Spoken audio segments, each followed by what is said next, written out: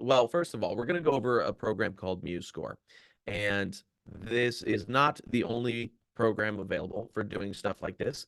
There are a whole bunch. Musescore is one, Score Cloud, Sibelius, Finale, Notation Pad, Note Flight, Notion, Staff Pad, Crescendo, Notate. I mean, there's a whole bunch of these types of programs. So if Musescore isn't your jam, isn't something that you end up enjoying, there are others that are simpler, like Note Flight is a little bit on the simpler side. And something like Sibelius is like very professional, but also very expensive, and probably not something you need. Things like Notation Pad, those are pretty easy as well. So that is one thing. Musescore is not the only option out there for this. As well, Musescore is only available for as a desktop application. So you can't. There's no tablet app. There's no mobile app. And so if you're working with Musescore, you're going to want to do that on a laptop or desktop because that's where it works best. So the first place that we need to go then in order to get that, so you will go to musescore.org to download the program, and it's free. It's open source. There's a ton of people working on it, and it's been around for a long time now. They're on version 4. I've been using this program for at least 10 years, so they've been working on it for a long time, and it gets better every time. There's two versions that you can get.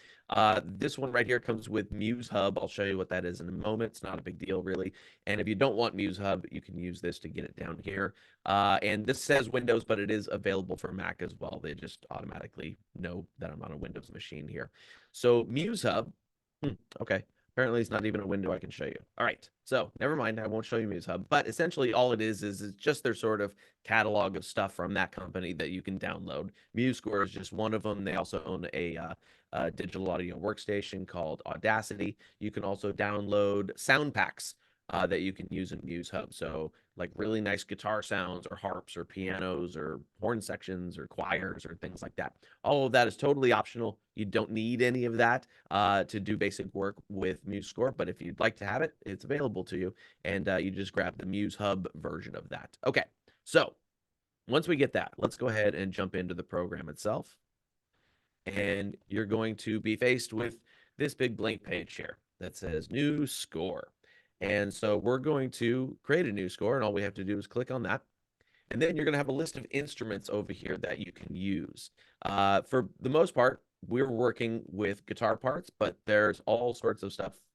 Any instrument you can think of is available in here to compose for. So we come down here to strings plucked. That's going to give us our guitar stuff. So we can come right here. You can see we've got electric guitar, acoustic guitar. The only difference between those is that when you play it back, it's going to sound like an electric guitar or an acoustic guitar. The notation is all the same, so it doesn't really matter which one of these you pick. Bass guitar and things like that, those are going to have a different clef. They are bass clef. So you want to pick either electric guitar or acoustic guitar. And so you click on that, and then you're going to click this little arrow right here, and that's going to pop it right over to your score list. We can put as many instruments in here as we want to score for. So let's actually say we're going to write 2 guitar parts, say some chords, strums, and a melody. So we're going to put acoustic guitar over there twice. Now we are going to add a tablature line, but we're not going to do it from here because what we want to do is put what's called a linked staff. And so I'll show you how to do that. So you don't want to add the tablature from here. I'm going to show you a better way to do that. So then we're going to go down here and click next. Here's where we can set our key to any of our key signatures. We can set our time signature 4/4, 3/4, cut time, whatever we want to do there. We can set the tempo, and we can tell it how many measures we need. Now, this is adjustable no matter where you are in the composition. So for right now, let's just say we need 8 bars. So we'll have 8 bars. We can put a title. We can put a composer. We can put a subtitle. We can put a lyricist, we can put a copyright, all that kind of stuff will go in the header there. Not super important. Then we go down here to this blue button. We're going to click done. And that takes us right in here. So here's where we can start doing some stuff. Okay. Here's where we're going to add the tablature line.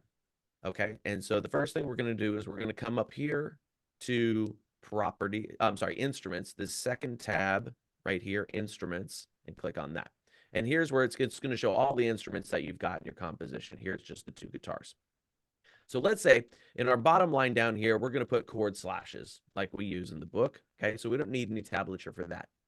In the top line, we're going to put some melody notes, and that's where we want our tablature. So I'm going to come up here and open this first acoustic guitar part up here. We're going to click the cogwheel first, and then we're going to say right here, create a linked staff. I always mess this up every time. So that creates a linked staff. See where it says linked right there. Okay. Then we can go into this cogwheel here and we can turn this into tablature. So there's a whole bunch of different types of tablature. You can see in here, ukulele, balalaika, all kinds of stuff. You're going to use one of these first two, and I would suggest the 6-string simple. That's going to work for what we need. Okay. The only difference between 6-string simple and common is that common will have rhythm flags on it, and simple is just the tablature notes. And since we're going to have standard notation in that upper line, then we don't really need the rhythm flags in the tablature as well. So we're going to stick with 6-string simple here. So now you can see we've got our top line here. That's where we're going to put our melody. Middle line will be the tablature, and the bottom line will be our chord strums. Okay. I want to show you how to save it. So you can Control S, you can save, like you would anything else. And when you do that, this pops up. So you have two options for saving your file here. The first is to save to the cloud. It's free to do. You don't have to pay anything for it. You can save it to the cloud, or you can save it on your local computer. Now, saving it to the cloud seems like an awesome idea because you would think, oh, great, I'll have it available on any of my devices. Unfortunately, no. So saving it to the cloud, it's still only available on the device that you're working with that file on. I don't know why they haven't figured that one out yet, but so saving to the cloud just means it's stored somewhere else besides your local computer, but it will not be available on your other devices, unfortunately. I was hoping for that too. So I almost always just save it on my computer because then I have it if I don't have internet access. So I'm just going to save this on my desktop for now. And that's it. And it just saves like any other file. And I'll show you how to export it and share it and all that kind of stuff later on towards the end. So now let's go over here to the palettes tab on the far left. If you can see my cursor there, we're on the palettes tab. And we're going to go through a bunch of this stuff here. But there's a couple of things that we need as guitarists that are missing currently. So we're going to fix that. And so what we're going to do is go to add palettes, this big button right here at the top. And you're going to want to add in a couple of things here. We're going to want to add in this guitar one. And we're going to want to add in fretboard diagrams. Okay. And there's obviously other stuff here, ornaments, brackets, bagpipe embellishments, all sorts of stuff you can put in there, but we don't need any of that. Okay. So now that puts our fretboard diagrams and our guitar tools in here. Fretboard diagrams are those neck charts like you see that we can use to build chord structures for, and I'll show you how they work. And then guitar tools, this is our bends and palm muting and things like that. You're not going to use most of these, but a few of them you'll actually use, and we'll go through those in a little bit here. And the next thing that we want to look at is how do we actually add notes to this thing? So there are a ton of like keyboard shortcuts and all this kind of stuff. To be completely honest with you, I am not a power user of this program at all. I use it in a very basic way. And anytime I need it to do something I don't know how to do yet, I go look for it. The documentation on this is extensive. If you just Google Musescore 4 and whatever you're trying to do, something will pop up. You can also come up here to the online handbook and the help menu. Like I said, it's very extensive. There's actually a good community around this as well. So whatever you needed to do a little search for that and you'll be able to find it. So there's a ton of stuff that this does. I mean, it's even got a mixer. You can build full compositions in this that are fully able to play back with real sounding instruments. It's really amazing. But we're not going to go through all that because we don't need it right now. So here's what we want to look at. We want to look at, well, how do we start adding notes to our staff here? All right. And so what we're going to do is you're going to come to this top toolbar right here, and you're going to click the pencil right at the very end. That puts it into writing mode. And then we can choose which kind of note we want. So let's say we're going to drop some quarter notes in here. This is already highlighted there. And I'm going to come down here, and if I want that on the B, we make that a B. And then let's say I want to put some eighth notes in here. I'm going to click the eighth note, and We can put some eighth notes in there, and then we'll drop another quarter note back there. Okay, so I'm just dropping stuff in there. Now, what you will find, see, is that because we linked the staves here, the tablature automatically shows up, which is really nice. Now, the tablature may not always be correct for the positioning. Essentially, it's always going to assume you're playing it as low on the fretboard as we can. And that may not always be the position that you play it in. So let's say instead of having this E on the top open string like this, we want to put it on the fifth string. I'm just going to click on that and drag it right down to the next string. There we go. All right, I just didn't click it right. So we can take any of these and we can move them to a different string to put them in the position that we want to, and it'll automatically know what fret that's supposed to be. So you don't have to put the number in or anything, just drag it to the correct string, and it's in standard tuning, so it knows.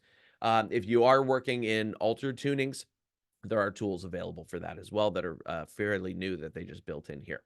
Okay, so that's the basics of how we put notes in. We just click that pencil, we click the kind of note we want, and we stick it wherever we want on the staff there. Okay, now when we click off on the pencil, that allows us to select these notes and do different things with them. So let's say we didn't mean to make this note a G, we meant to make it a C. We're just going to click it and drag it right up to that C, and you can see that it changes the tablature there as well. So we can drag these all over the place wherever we want to change those notes. It'll change the tablature. Okay. Now let's see what happens if we kind of let that tablature go crazy here for a second. And I had one earlier today that was like impossible to play, but these are all pretty possible to play. But you may get something down here in the tablature that is just too far apart on the frets to play in reality. And so you just drag it to a different string to make sure that that happens. We'll see if we run across that as we're doing it here. Okay, so you can drag those around and then you can change the rhythm as well. So let's say I didn't want these here to be eighth notes. Instead, I want them to be a quarter note. So I'm going to highlight both of those just by clicking on them. And if you want to select more than one, you can do a control click or shift click, much like you would multi-select something in almost any other program. So I'm going to turn that into a quarter note just by coming up here. Pencil tool is off, and I'm just going to click the quarter note, and bang, it's a quarter note. It took away that other eighth note that was there, and everything is cool, right? So it automatically does a lot of the stuff for you as far as how the rhythms work. You're never going to end up with too many beats in your measure or not enough beats in your measure or any of that kind of stuff. So it makes it real easy to make sure that your rhythms are accurate and all that kind of thing. Let's say we want accidentals. We want to sharp or flat one of these notes. Well, we have our accidentals right here. So we've got double flat, flat, natural, sharp, and double sharp. You're rarely going to use your double flats or double sharps, but every once in a while they might be necessary. Most of the time you're going to use flat, sharp, and natural. So let's say I'm going to drop a C right there, and I'm going to pop an A right there. And so let's say I go back in and I decide I want this to be a C sharp. I'm going to click that C, oops, and I'm going to put it back where it was. I'm going to click that C, and then I'm just going to click the sharp, and now it's a C sharp. I can click the A. Let's say I want that A to be A flat. I'm just going to click the flat, and it's an A flat. So it's very easy to put those accidentals in there. Let's talk about slurs. So a slur in our version of the world here is hammer-ons and pull-offs, okay? And where we see that curved line. And we don't necessarily need the H or the P for hammer and pull, but there's ways that you can put that text in. But essentially, if we see a slur and it's going up a note, that's going to be a hammer-on. If it's going down a note, that'll be a pull-off. So with a little bit of logic, we don't need the H's and P's. So let's say I'm going to slur this note into that note right there. Okay, so the C into the E. I'm just going to click that C, and then I'm going to come up here to the slur tool, which is this one right here. Click that, and it sets that slur in there. And these little handles are so I can resize it if I want to, just to make it a little more visible. Okay, and so that's how we drop a slur in there. Very easy to do that. The last articulation we're going to talk about here is a staccato.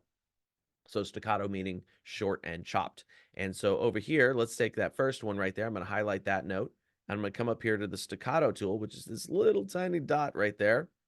And we're click that. And now it's got a staccato dot down there.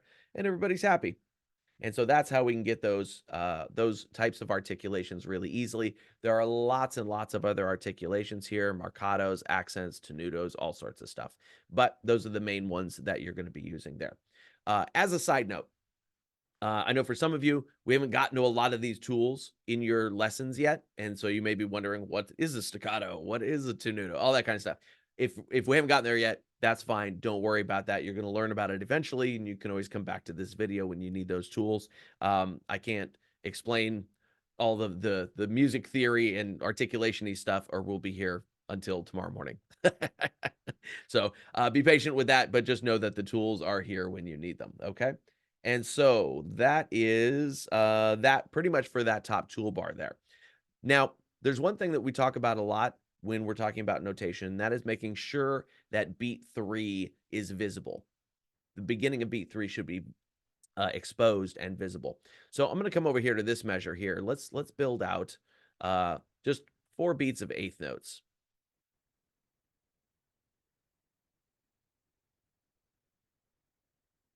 Okay, now you can see when we do that, they all got staccato for, oh, I forgot to turn the staccato tool off. You can see that when we do that, they show us beat 1 and beat 2 grouped together, very normal. Beat 3 and beat 4 grouped together. That's exactly how we want to see it. So in cases like this, it does that break into beat 3 so that we can see beat 3. It does it automatically, and it makes it very easily visible there. Let me see if I can get those staccatos off there. There we go. Okay, so it does it very easily to make sure that, you know, we can see beat 3. Now, let me show you an example of where it doesn't work so well, and I don't know why it doesn't work this way, but let's see. So if we come over here and I do this, and then we're going to drop some quarter notes in here. Okay, and we look at it like that. Now here, beat 3 is in the middle of this quarter note here. This is bad notation, okay? Now, why do they not automatically turn this into a tied thing that would actually expose beat 3 like we wanted to? I assume that somewhere in the musical world, there was somebody who was like, no, I want it notated like this. And this piece of software is so applicable to so many different types of composers and types of music, Western music, Eastern music, Renaissance music, just like stuff you're never going to encounter really, that there was probably somebody who wanted to be able to notate it like this. So this is not good notation. Rather, what we would do here is we would take that and we would split that off into 2 eighth notes, and then we would tie them. So here's your tie right here. I think I forgot to mention that before. So slurs are right here, ties are right off to the left there. And we just tie them like that. And now that is better looking notation because we can see where beat 3 begins right there. So in cases like this, where you're just laying out a bunch of eighth notes, it'll take care of that beat 3 thing. If you aren't paying attention to it, sometimes you might end up with some weird notation there. And certainly when we're going over your pieces in your sessions, I'll point that out wherever that happens to be there. Then we can fix it. So that's easy enough. All right. So now let's talk about how you can add and delete measures, because we added in 8 bars here, but maybe we need more than 8 bars by the time we start composing things, right? So I'm just going to come down here and I'm going to right click. Okay, and we're going to get a nice little menu here. If we right click on that measure, and we can see that we can clear measures, which just pulls all the notes out of them. We can delete measures. We can insert measures, and that's what we're going to do right now. So we can insert measures either after the selection or before the selection, or at the start or the end of the score. So I'm going to add some measures at the end. So we're going to put after selection, and then it's going to ask me how many I want there. Let's add 4 bars, and then boom, there's our extra 4 bars that we can do there. Now, if we change our mind, we don't want those, we're going to right click again, delete measures, and we can make them go away. Okay. So that was one that took me a while to figure out when I first started with this, but the right click menu is where you get that kind of stuff there. Okay. And then you can copy and paste as well, like we would in any other program. So your Control C, your Control V, all that kind of stuff works. So let's say I'm going to take these 2 measures. So I'm going to shift click to grab that group. And let's say I'm going to do that whole section right there. And then I'm going to Control C, or I guess we can come up here to our edit menu, copy, Control C, right? And then I can come down here. I'll highlight where I want it to start, and I can just Control V, paste that right in, and it duplicates those two bars right there. Okay, so real easy to do that. If you've got, you know, a repetitive rhythm or a repetitive section that you just want to copy paste, saves a lot of time to do it that way rather than adding adding each individual note back in there again. Let's talk about chord slashes. So down here we said we're going to put in our rhythm chord slashes. So the way we're going to do that is let's just start with a you know, a basic rhythm here. We're going to drop a quarter note, and these are just going to look like regular notes to begin with. And we'll do this. Oops. They don't have to be all in the same line. I just kind of like them on the same line when we do it. You'll see in a second why it doesn't really matter. Okay, so there's a nice basic rhythm. Now, those are notes. Those are not chord slashes. So here's what we're going to do. We're going to highlight that bar, and then we're going to come up here to Tools, right up here in the top bar. And then we're going to come down here to Toggle Rhythmic Slash Notation. Okay, and I'll explain the difference between that and fill with slashes in a second. But you want Toggle Rhythmic Slash Notation. So we click that, and now we've got those slash notations that you're so familiar with. So very easy to do that. Now the other one, let's say we're going to take this next bar here. I'm going to go back up to Tools, Fill with Slashes. And what that does is it just fills it with these generic slashes. These are not rhythms. These just tell us, hey, whatever rhythm you're putting in here, we need 4 beats of it. So this is one way that we can say, you know, just play this same rhythm again. Like we could set up the rhythm here, and then we could just, you know, put slashes in the rest of it. And it means, hey, play the same rhythm. So that's one way that we can do that. All right, let's take that off for right now. So then we can, oops, wow, I didn't know we'd do that. Okay. All right, so that's how we do the rhythm slashes, is up in the tools bar, toggle rhythmic slash notation. Or if we need generic slashes, just fill with slashes. Okay. And then let's talk about adding chord symbols. So you're building out your chord progression, and let's say I want this chord here, this note, to be an A minor. Let's see. I always do it with a keyboard shortcut here, but it's Control K. Add frames text. Okay, so we go to add up here, and then we come down to text, and then we're going to come down to chord symbol, and you can see the keyboard shortcut there is Control K. Roman numeral analysis and Nashville number, you can use those as well if you want to put the Roman numerals in. But honestly, they all do exactly the same thing, which is just put a little text box in there. All right, let's put it up here. Okay, now we got that note selected. So we go, let's do that again. Add text and chord symbol. Control K is the shortcut. And that just puts a little text box up here. Okay. Now, like I said, you can put whatever you want in this text box. So if we put A minor, like that, okay, you can hear it plays the little A minor chord. Okay, so I'm right here on this note. I want to put a chord there. I'm going to put Control K. You can do it with the menu as well. Put A minor. It'll play a little A minor chord there. Now, here's another sort of not great thing. And that is when you play this back, it's not going to play the chord in that rhythm. It's just going to play the chord once at the beginning of that bar, which is kind of a drag.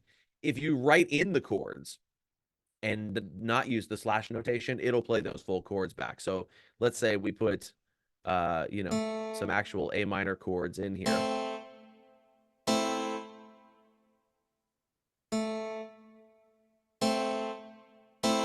Okay, so we'll come back here to the beginning here and hit the play up here. Oh, we've written a terrible piece of music here. That's okay. But you can hear it bang, bang right there. But here it's just going to play the one. So if you have chord slashes, it's only going to hit that chord once. It won't play the rhythm, but you'll at least be able to hear the chord against whatever your melody notes are that are happening in the top.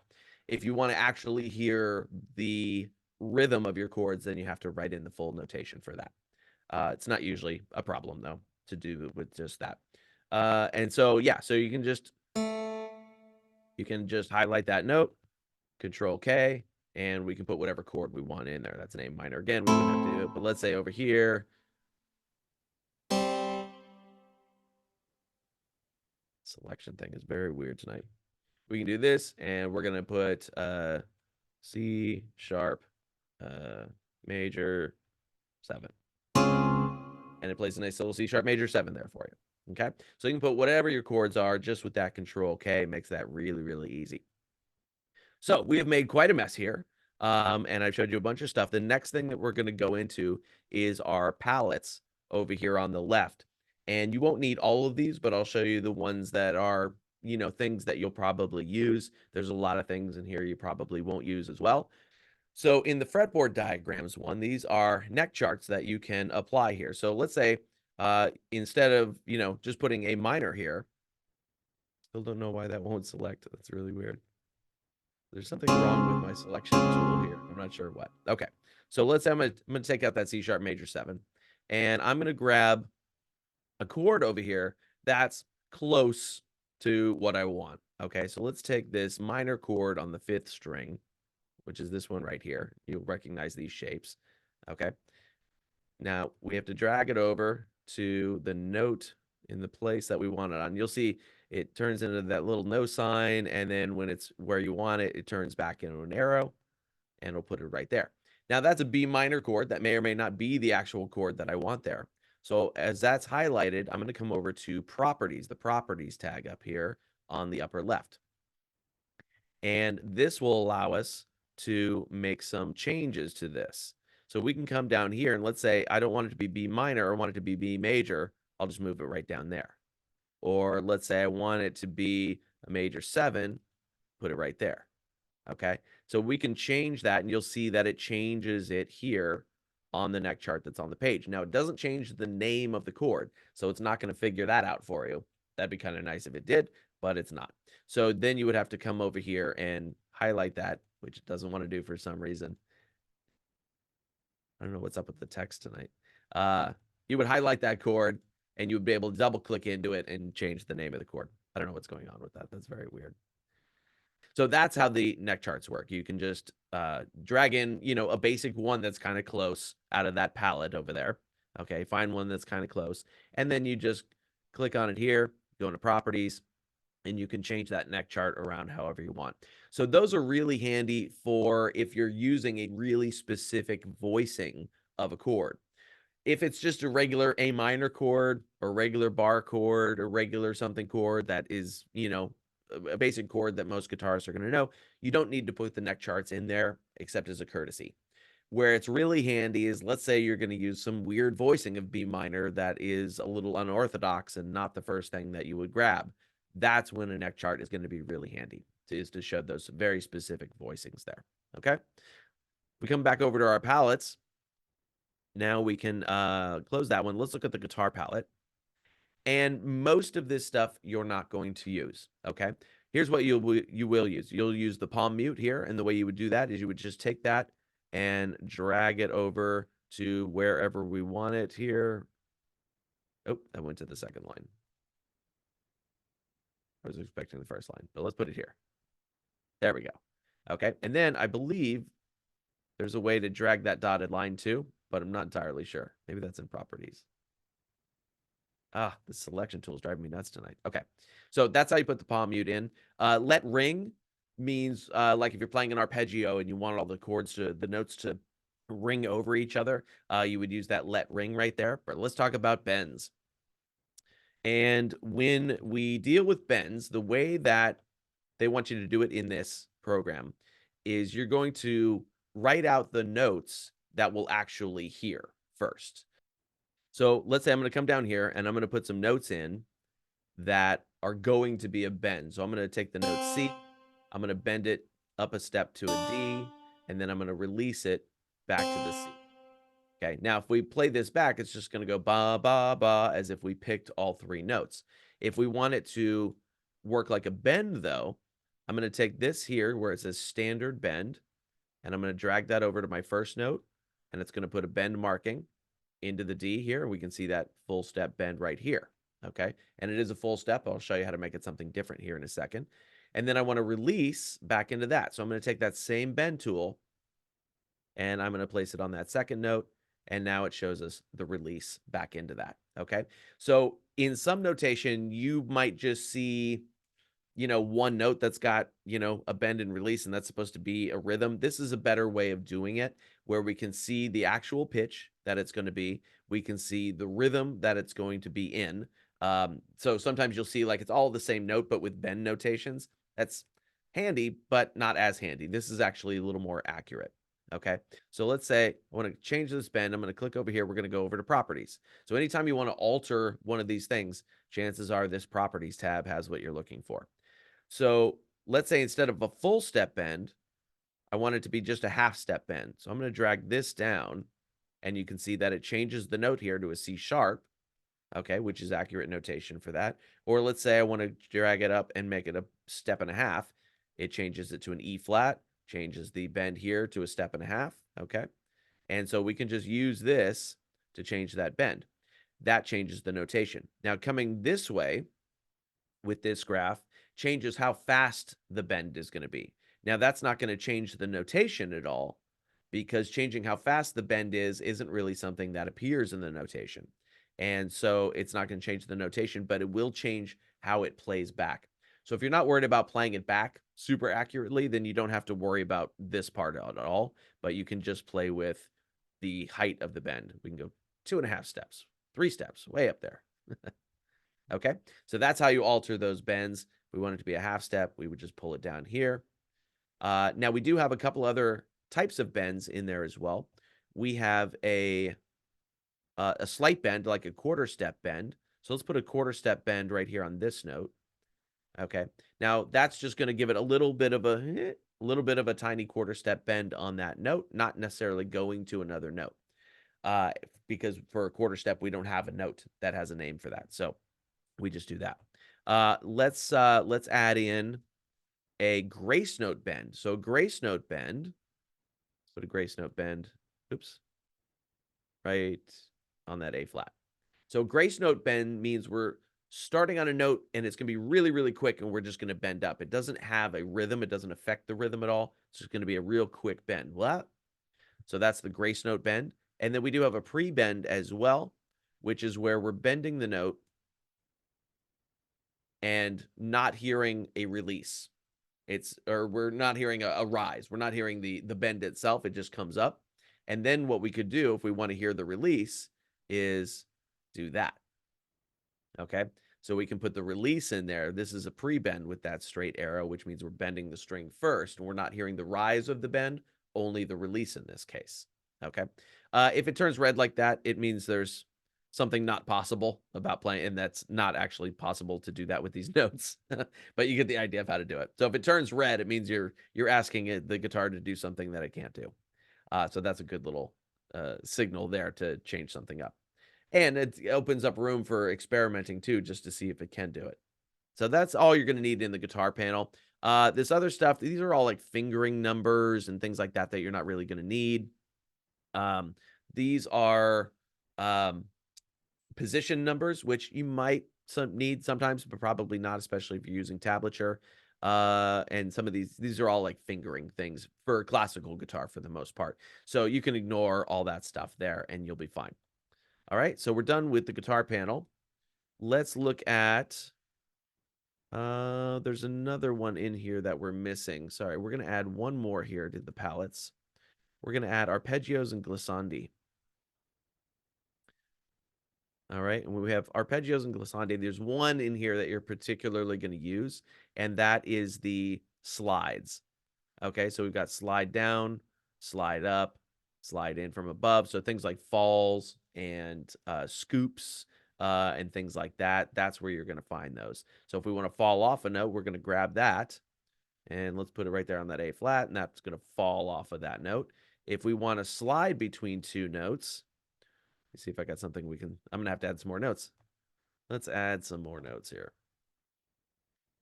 So let's say I'm going to slide from that F to that D.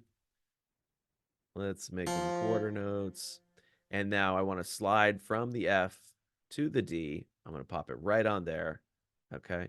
And that is going to, we can kind of put it there. We can adjust where that slide is. And we can see that now we're sliding from one note to the next. They're a little bit short. There's probably a way to adjust that somewhere in here, but I've never actually done that before. But there's always ways to adjust things. So slides, that's probably the only thing you're going to need. Slides and falls in the arpeggios and glissandi section right there. The rest of it is stuff that you won't be needing all that much. Let's look at grace notes. Grace notes, which we also don't have in here. All right, let's add grace notes. So in grace notes, and you're probably not going to use these very often, but in grace notes, there are ways, and there's a ton of different types of grace notes. The one that you're probably going to use the most here is the appoggiatura, I believe. Yeah, so the appoggiatura, let's drop an appoggiatura right there, or maybe this one. Ah, that's the one you're going to use. Yeah. So appoggiaturas are measured. We don't do those very often. Instead, you're going to want this acciatura. It's a hard word to say. Add grace note, acciatura. Okay, and that's the one that we would normally use in modern music with the little slash through it right there. We call it a crush note in the blues and in jazz and in rock music. Okay, and again, some of these you haven't studied yet in your sessions. Totally okay. This will be here for you later. So that is grace notes. That's really all you're going to need out of there is that first one.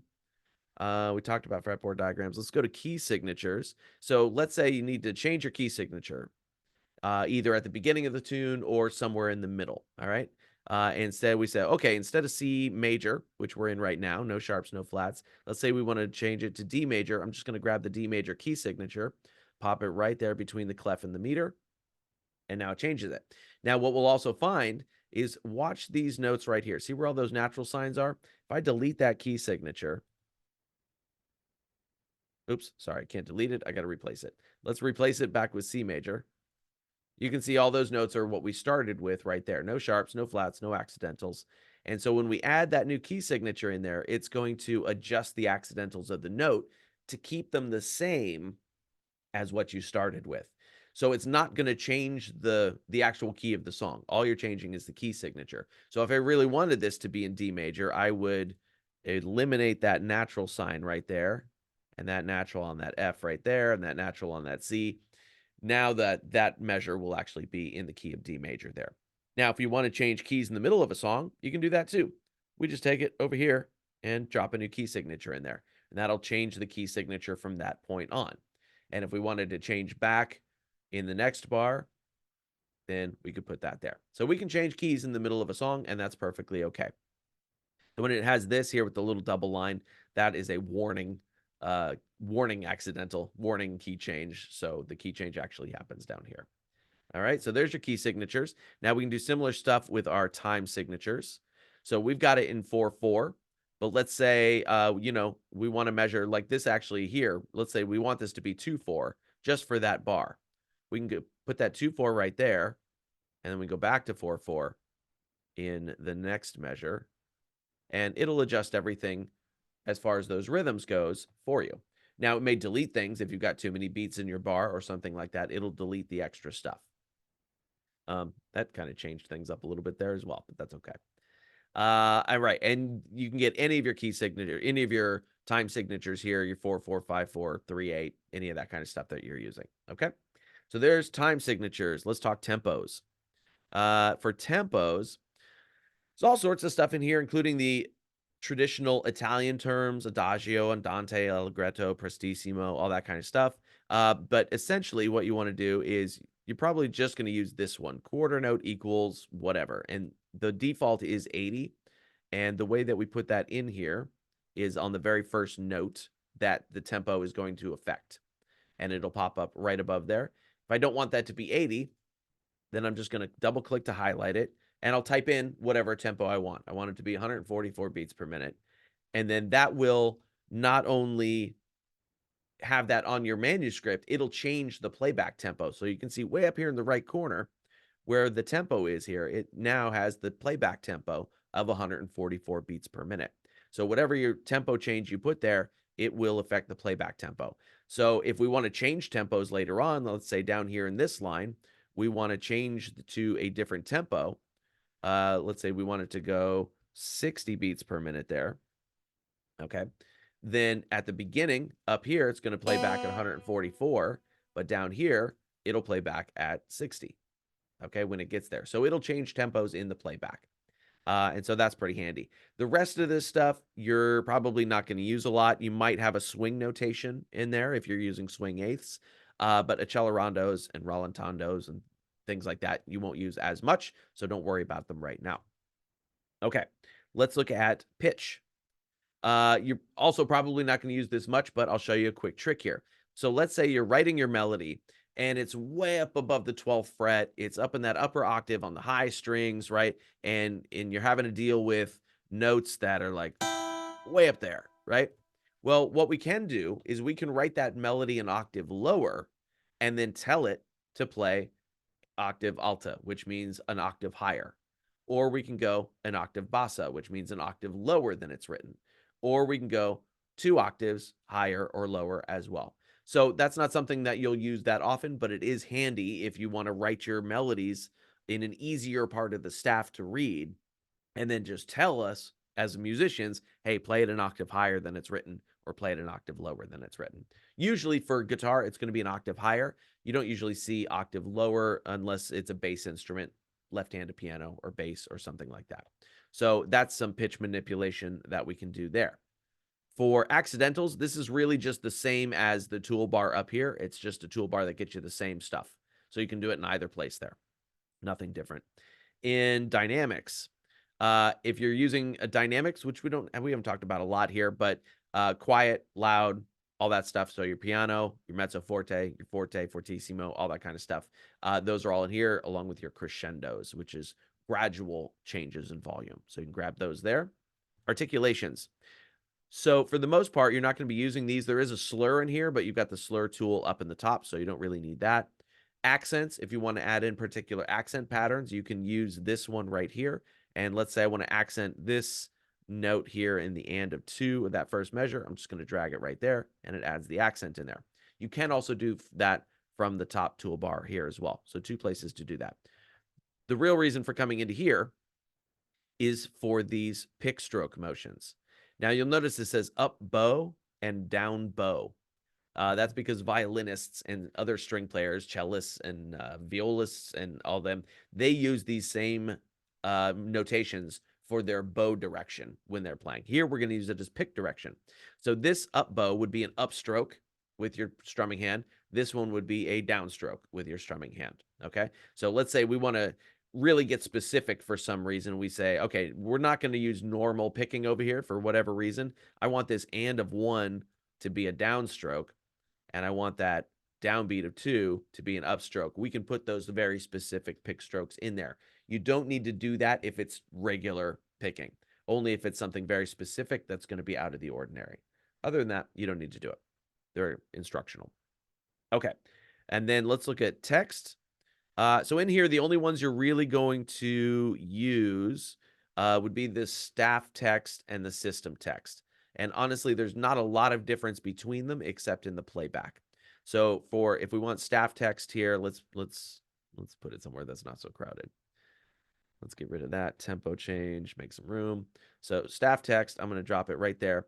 And then I can write whatever I want in here. So if I want it to be swing eighths, I can put swing in there. If I want it to be touch your nose, I can put touch your nose in there. whatever instructions need to be communicated to the players can be put in there. And it's just straight text.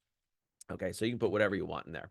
And if it's staff text, that only applies to this line. If we use system text, it applies to all the lines in the score. So all the instruments. So staff text would only apply to this first guitar part. If I put it in a system text, it would apply to both of the parts. Now, visibly, they look the same. So if you're just handing somebody the sheet music, it looks the same. It only affects the playback then of what you're going to hear. So other than that, you're not going to use a whole lot of this stuff here. rehearsal marks, things like that. You're not going to use them all that much. So it's always stuff that you can add to your knowledge base later on.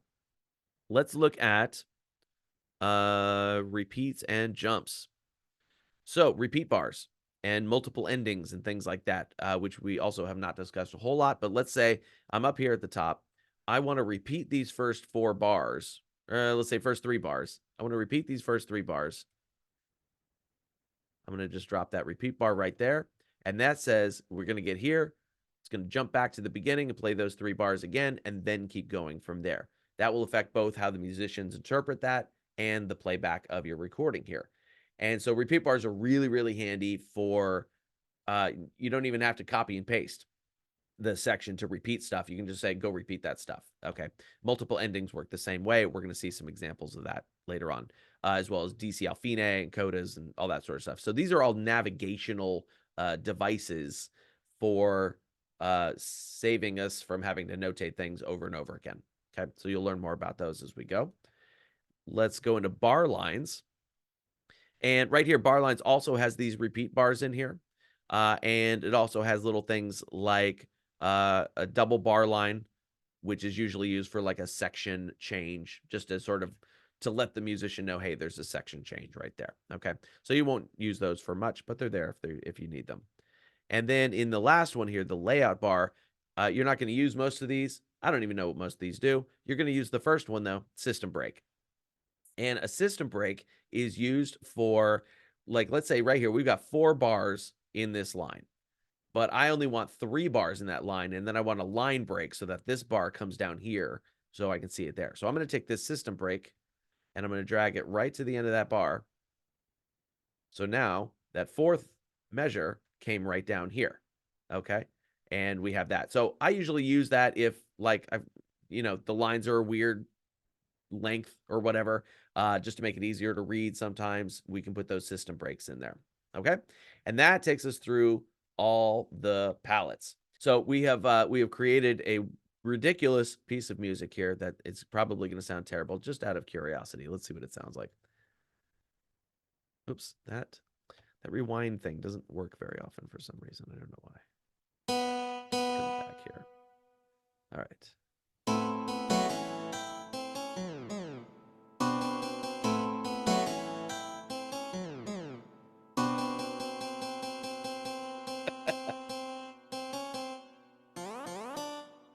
Okay, and there's our piece of music that we created out of nothing tonight. That's ridiculous sounding.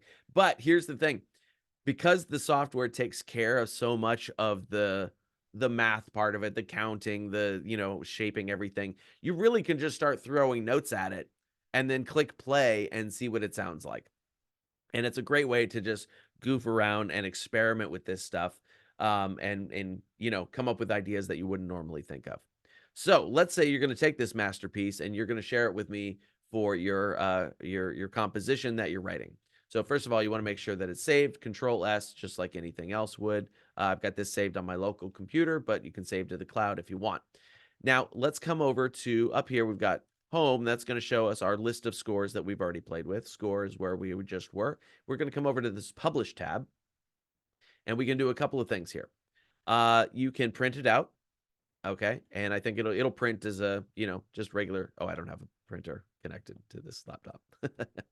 So you can print it out from there. You can publish it to musescore.com. So remember, we got the program itself from the .org. .com is a place where you can go to find sheet music that other people have built with this tool. And it's a pretty good resource. Some of it is paid, some of it is not, some of it is free. That's where the company actually makes their money, is on musescore.com. That's why they can give us this awesome software for free. So if you want to publish it to musescore.com, I'm not signed in. I have no idea what my login is. So I would come in here. You can make it public, unlisted, or private. That works very much the same as YouTube would. So private means only you can see it. Unlisted means you and anybody else who has the link can see it. And public means everybody in the world can see it. So if you were going to publish it to musescore.com and share it with me, you'd want to use unlisted. So that means if I have the link, I can look at it too. So let's do that here. And publish changes online. Yep. Oops, I didn't want to Shoot, it's going to create an MP3 of this horrible piece of music, but that's okay. All right. And then we come in here and we can edit the score details, and we can actually do some editing online. So that's one way that you can share it with me. But that part is not super necessary. Yeah, you don't want to put it on audio.com. Don't worry about that. So that's some other site. I'm not sure what they do with it. Export will export it as a variety of files. So a PDF, if you want that portable document file, image files like a PNG or SVG, it'll actually create audio files from it in MP3, WAV, OGG, FLAC, or MIDI. Music XML is for transferring it to another notation program. You're probably not going to have need to do that. You can print it out and you can export it in Braille. Cool. I like that. And I have no idea what MEI is, so don't worry about that. And so if you're gonna, send it to me as like a PDF file, you can send it, export it here as a PDF. That's a good way to do it. Now, let's say you want me to be able to do some editing with you on this, right? If we're doing an online lesson, you want to make it so that I can edit this with you. The best way to do that is just go up here to the file, save as, okay, and you can save it on your computer here again, and that's going to save it as an MSCZ file, which is their Musescore file, and you can then just send me that file in whatever way you want to, and then I'll be able to drop it into my local editor and work with you on it and change things and fix things and do whatever we're going to do, okay? So I think that takes care of it. Here's our horrible piece of music that we've written tonight, and that is it.